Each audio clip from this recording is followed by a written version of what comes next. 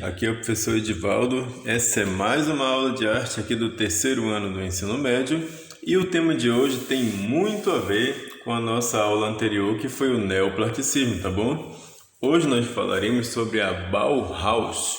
A Bauhaus, gente, foi uma escola de arte e design moderno que surgiu lá na Alemanha e que vai influenciar de forma muito significativa a história do design e da arte, tá bom?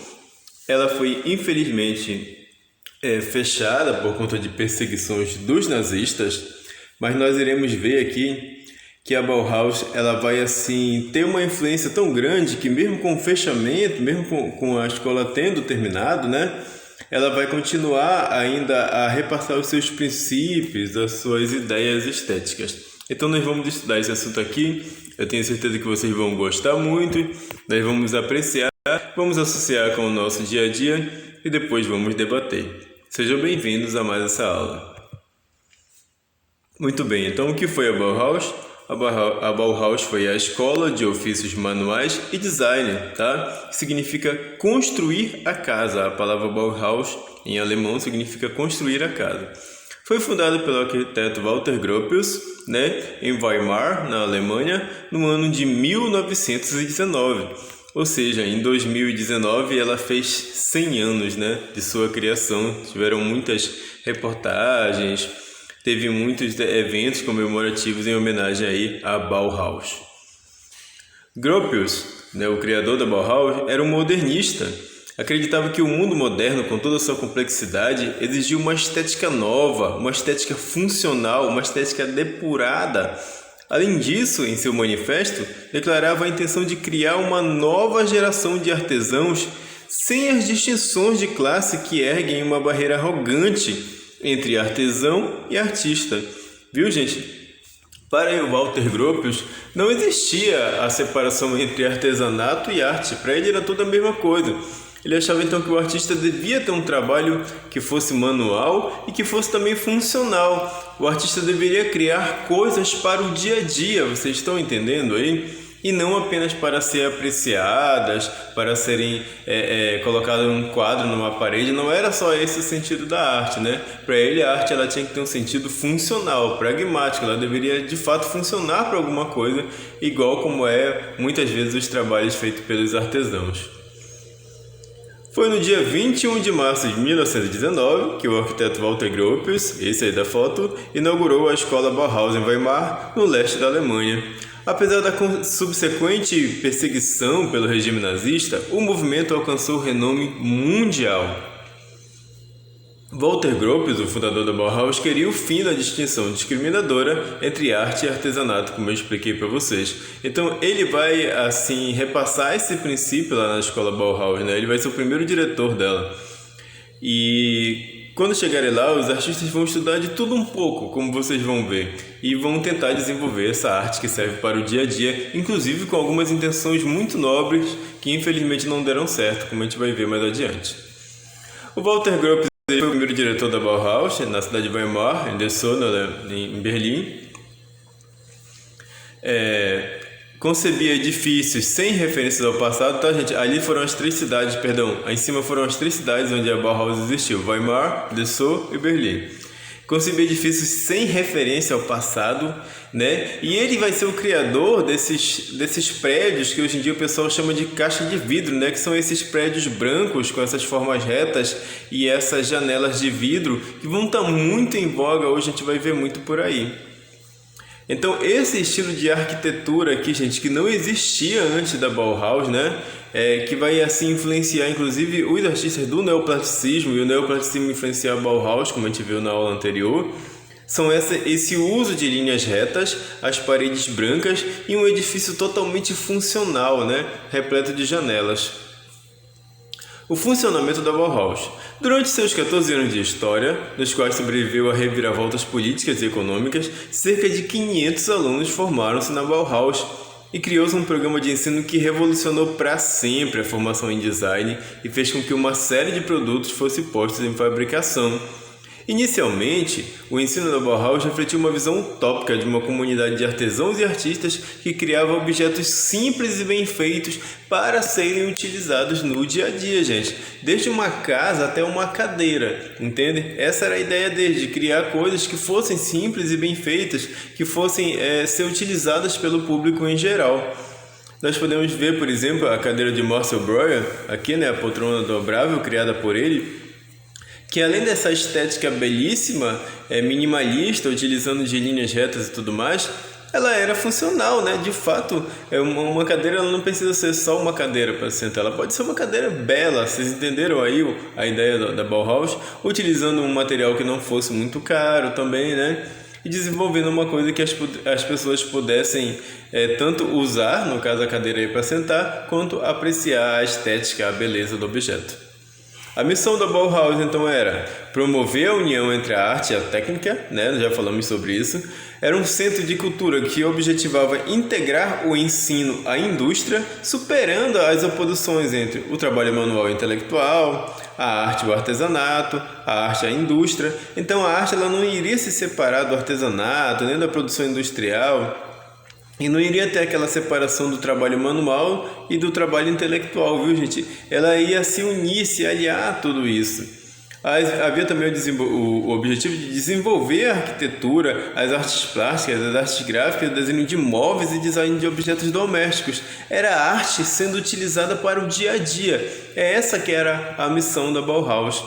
Aí nós vamos ter diversos representantes, né? Eu vou ler alguns nomes aí, vocês não precisam gravar todos esses nomes, né? Apenas para a gente criar uma espécie de identificação aqui, tá bom? Os representantes da Bauhaus são os mestres que fizeram parte da escola, sendo que alguns deles foram grandes artistas do século XX, como o Walter Gropius, Laszlo Boholinar, Wassily Kandinsky, Paul Klee, Joseph Albers, Marcel Breuer, Oskar Schlemmer, Johannes Itten e Gerhard Mark.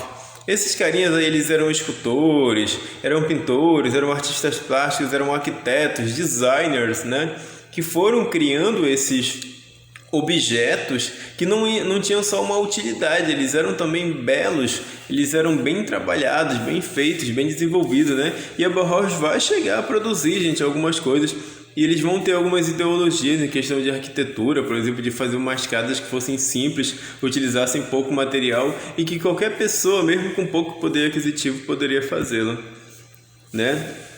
Tá aí essa turma, galera. Alguns mestres da Bauhaus numa foto de 1928. Marcel Breuer, Gunther Stoss, Oskar Schlemmer, Wassily Kandinsky, Walter Gropius, né? Aqui nós temos a capa da revista Bauhaus. Eles tinham uma revista para lançar os seus lançamentos, né, os seus produtos e tudo mais, e falar um pouquinho sobre a ideia da escola, tá, gente?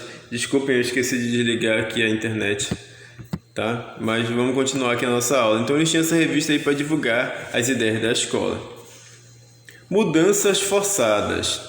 Em 1925, né, a Bauhaus ela tem que mudar, ela estava funcionando desde 1919 em Weimar. Então, após mudanças no quadro de governo, a Bauhaus passa para a cidade de Dessau, cujo governo municipal era de esquerda, ou seja, era contra o regime dos nazistas que estavam ganhando poder lá na Alemanha. Em 1932, novamente devido à perseguição nazista, a Bauhaus muda para Berlim, onde ela dura apenas um ano, né? Em 1933, ela infelizmente tem o seu fim por conta das perseguições. O Hitler, gente, ele odiava a arte moderna, ele odiava tudo que era moderno, né? Eu acho que o pensamento dele era o seguinte: se esses artistas, né, eles já estão revolucionando na estética, imagine a influência que eles podem ter no pensamento das pessoas. Então ele odiava o modernismo, né? E infelizmente houve perseguição à arte moderna na Alemanha nazista. Aqui, gente, é o prédio que ficou mais conhecido de todos, né? Os prédios da Bauhaus. Esse daqui ficou mais conhecido, foi o da segunda cidade. A Escola de Arte Bauhaus, projetada pelo arquiteto Walter Gropius em 1925, na cidade de Dessau, na Alemanha. É um prédio simbólico, histórico, vamos dizer assim, né? Que já segue as linhas da própria Bauhaus, né? Vocês podem ver que ele é feito dessas linhas retas, né? E com muita a parte de vidro aí. Eles ensinavam a construir, mas também ensinavam a dançar, costurar, pintar, soldar, esculpir. todas as artes eram questionadas com relação ao novo século industrial que começava. Desenvolveram um modelo de ensino altamente experimental, voltado para o uso humanista das tecnologias. Era algo inspirador, né, gente? Então, assim, quando se fala assim, em uso humanista das tecnologias, quer dizer que eles estavam pensando nas pessoas, na vida das pessoas, em como se poderia utilizar de materiais para que todo mundo tivesse uma casa digna, né? Tivesse objetos bonitos e úteis ali dentro. Então eles vão desenvolver, gente, alguns projetos de casas, de móveis, de eletrodomésticos que deveriam ser utilizados nas casas assim e que eram realmente muito bonitos, tá? Por exemplo, aqui, gente, nós temos a casa modelo Amhorn, né, que foi criada para a exposição Bauhaus em 1923. Qual era a ideia dos criadores aí, que é o George Mush e o Adolf Meyer? Era fazer uma casa, gente, em que qualquer pessoa, né, mesmo com pouco poder aquisitivo, como eu falei para vocês, pudesse ter e que fosse uma casa bonita. Gente, olha só. Essas casas hoje que a gente vê com o telhado escondido, né, com o teto embutido e com essas linhas retas e janelas de vidro, elas eram para ser casas de pessoas pobres, de pessoas humildes. Era essa a ideia da Bauhaus, sacaram? Só que, infelizmente, né, eu acho que por conta da perseguição nazista e por conta deles terem se dispersado, essa ideia, infelizmente, ela ganhou assim um ar, vamos dizer assim, de elite, né? Ela foi elitizada e hoje em dia são as pessoas que têm mais poder aquisitivo que acabam tendo esse tipo de casas aí, né? Essa foi a primeira casa branca de teto plano que existiu, né? Que são muito comuns hoje em dia por aí, essas casas com esse tipo de telhado e esse tipo de construção arquitetônica. Aqui, gente, casas projetadas pelo Walter Gropius. Já pensou, gente, qualquer pessoa simples, né, ter uma casa assim, toda estilosa dessa daí, era o ideal deles. E, infelizmente, esses ideais foram distorcidos, né, e hoje é mais a elite que tem esse tipo de casa, esse tipo de construção aí.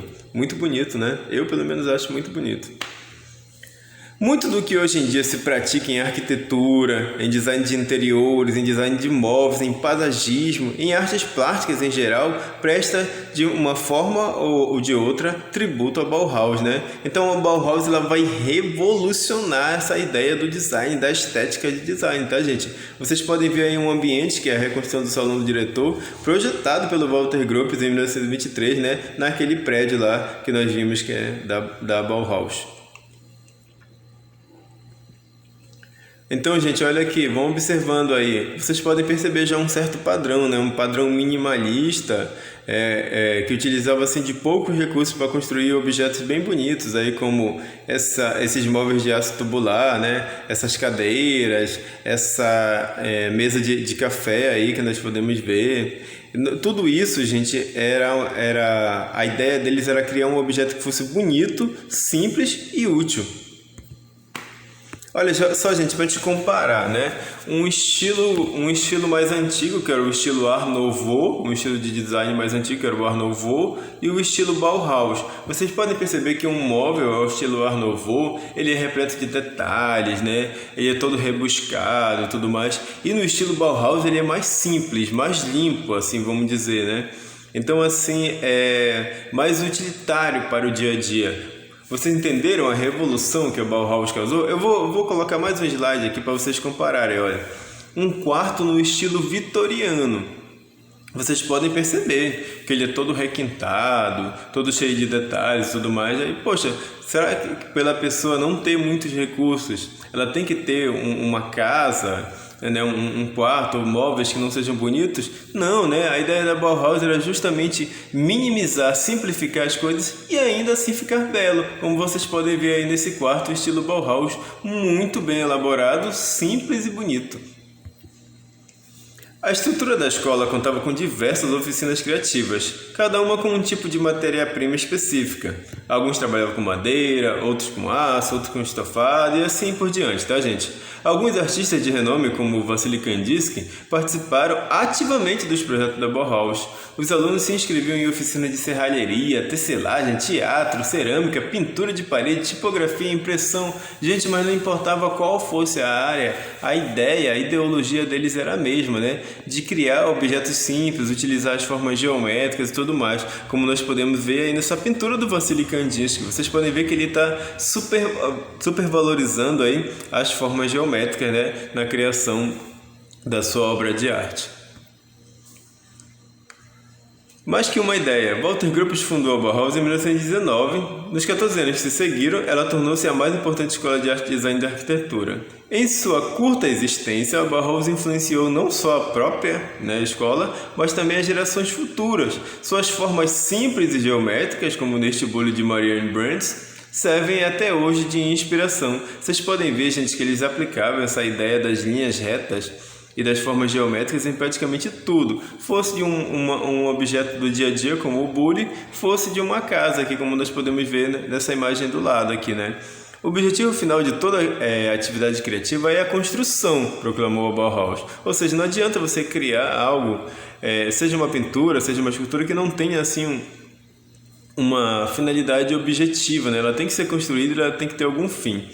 Em Dessau, ainda sob o comando do arquiteto Walter Gropius, foi criado em 1926 o Departamento de Construção e Arquitetura do Movimento. Os primeiros esboços de projetos, como esse de Facap Monard, foram feitos em Weimar, mas nunca chegaram a ser realizados. Por quê? Por conta, infelizmente, da perseguição nazista. Como eu já falei para vocês, eles queriam criar objetos e construções, para o dia a dia, para a vida das pessoas, que fossem úteis, que fossem facilmente executáveis, que fossem práticas e que não gastassem muito dinheiro.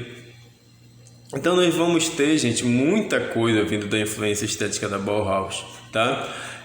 Desde, como eu posso dizer assim, um tapete, até um prédio todo. Vocês entendem? Eles tinham uma ideologia lá nessa escola. Olha aqui, gente. Objetos para o dia a dia, como um armário de cozinha aí, Aí quando o texto fala que é para as mulheres, gente, estamos levando em consideração o pensamento daquela época, Infelizmente as mulheres ainda eram as donas de casa e tudo mais, Não se costumava ver mulheres trabalhando fora. Então quando eles dizem assim, que eles criaram objetos para as mulheres, eram esses objetos para o dia a dia, para a casa. Até mesmo para a criança, viu, gente? Geometria no quarto das crianças, podem observar aí, que são brinquedos que utilizam de formas geométricas para criar construções, como por exemplo esse barquinho aí, As principais características da Bauhaus são a união da arte e do artesanato, o uso de materiais inovadores que não era utilizado na arte naquele tempo, como a madeira, o aço e o vidro, funcionalidade dos produtos artísticos, ou seja, não é uma arte apenas para apreciar, ela vai ter uma função pragmática, arquitetura e urbanismo, e influência do construtivismo. Lembra do construtivismo russo que a gente viu? Pois é. Aí nós vamos ter esses objetos criados para o dia a dia. Nós já tínhamos visto a cadeira de zigue-zague lá quando a gente estudou o neoplasticismo, Acontece que o Gerrit Rietveld, que nós vamos ver aí, ele foi um dos professores lá da Bauhaus, tá? E ele participou também do movimento neoplasticista. A cadeira de descanso do Marcel Breuer, vocês podem ver, gente, que eles aliam a estética à funcionalidade, Eles querem deixar uma coisa bonita, mas também que ela seja funcional, como essa cadeira de descanso aí.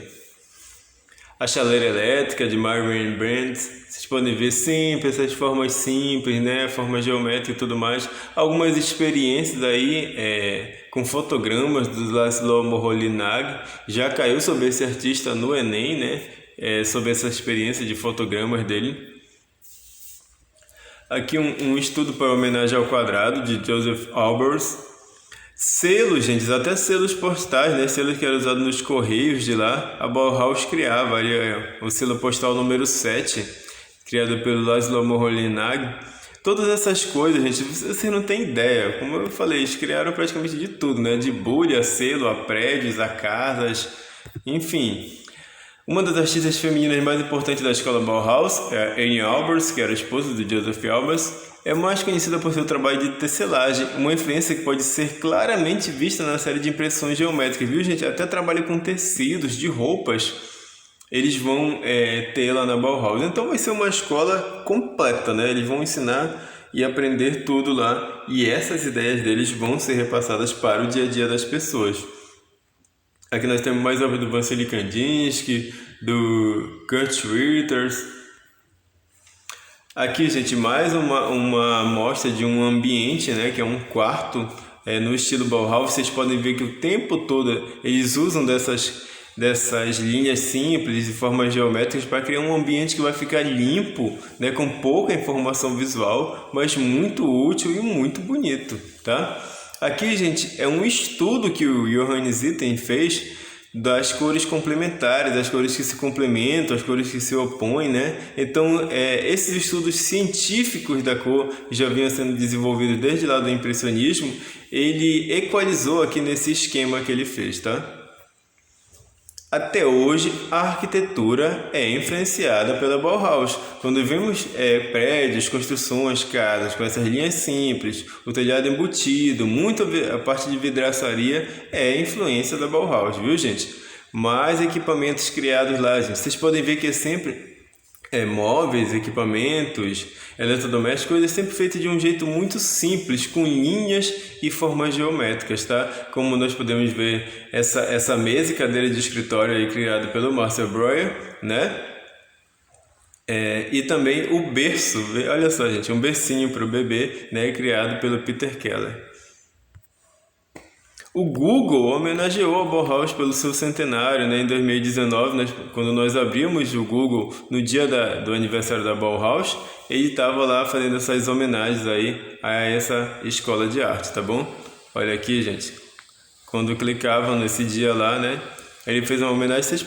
Talvez vocês nunca tenham ouvido falar da Bauhaus, mas ela influencia algum objeto aí da sua casa, deve ter, que foi criado, né, pelo estilo de design da Bauhaus, ou até mesmo a sua casa pode ser nesse modelo aí. Muito bem, vamos em frente. Bauhaus e a indústria. Entre 1925 e 1930, a Bauhaus instigou muitos projetos significativos, assinando acordos com empresas privadas. Esses projetos incluem a luminária Wagenfeld, que a gente já vai conhecer, tá? Cadeiras de tubo de aço cromado, que é aquelas que nós já vimos, e tecido, projetado por Marcel Breuer, e também os papéis de parede, como esse que nós podemos ver aí no lado, que foi usado em grandes projetos habitacionais públicos e se tornou o produto de maior sucesso da escola. Eles criavam até papéis de parede, viu, gente? Para decorar os ambientes, assim, e teve muito sucesso, fez muito sucesso na época. Eles vendiam essas luminárias e tudo mais. Vocês podem ver, gente. Mais uma vez aí, percebam a tendência ao padrão de se utilizar formas simples, construções simples, tá? Minimalismo, que inclusive vai ser o próximo assunto que a gente vai estudar, né? E que foi influenciado com certeza pela Escola de Arte Bauhaus, tá? Aqui nós vamos ver um pequeno vídeo sobre os 100 anos da escola. Opa, cadê o vídeo? Perdão, gente, tá? Aqui, o fim. A ascensão do nazismo na Alemanha, a partir de 1933, causará o fechamento da escola Bauhaus, infelizmente, né? E seus professores e alunos serão perseguidos pelo Estado, que considerará a arte por esses produzida como um elemento degenerado e degenerador. O terceiro Reich, aquele imbecil, aquele idiota, que é o Hitler, tá, gente? Colocou fim na experiência da Bauhaus alemã. Mas seus ideais já estavam difundidos pelo mundo, né, gente? Não adianta, podem cortar as pernas que a arte corre com a cabeça. Não tem jeito. Eles já tinham divulgado os ideais dele, então esses ideais da Bauhaus já tinham se espalhado pelo mundo. Muitos de seus professores e alunos emigraram para os Estados Unidos e outros países da Europa, dando continuidade às atividades desenvolvidas pela experiência alemã. Vamos ver aqui um vídeo sobre o Gropius. Esse é o arquiteto alemão Walter Gropius. Após ser gravemente ferido durante a Primeira Guerra Mundial, ele começa a pensar em como construir um futuro depois de tanto sofrimento e percebe que a chave estava em um novo pensamento que permitiria um design inovador. Em 1919, Gropius funda a Bauhaus na cidade de Weimar. Os estudantes aprendem que arte e ofício andam de mãos dadas. Para Gropius, os artistas podem ir além e logo fica claro, o movimento Bauhaus representa mais do que um estilo, é uma filosofia. Ainda hoje em produção, esta famosa luminária é projetada por Wilhelm Wagenfeld, um aluno da Bauhaus e que se torna um designer industrial icônico. Mas o espírito livre e inovador da Bauhaus não cai na graça dos conservadores. Em 1924, o governo de Weimar reduz o orçamento da Bauhaus, deixando a escola sem outra alternativa, senão mudar de local. Assim, a Bauhaus se muda para Dessau. Walter Gropius e sua equipe começam a trabalhar mais voltados para a indústria, produzindo móveis de aço tubular. As cadeiras cantilever são conhecidas mundo afora, principalmente as projetadas por Marcel Breuer. Os arquitetos da Bauhaus começam a projetar conjuntos habitacionais, espaços pequenos e modestos, mas ainda assim confortáveis.